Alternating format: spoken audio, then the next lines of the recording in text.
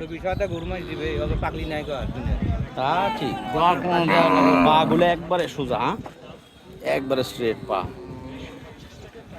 জাতের গরু। হ্যাঁ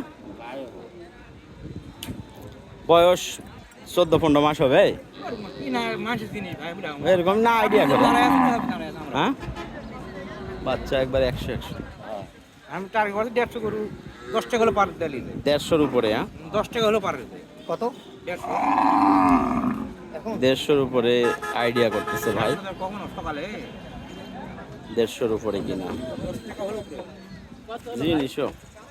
হ্যাঁ ভাই বলতে পারবো না, এটা আমার না, এমনি দেখতেছি বাচ্চাটা ভালো, এমনি দেখতেছি দেখার মতো বাচ্চা।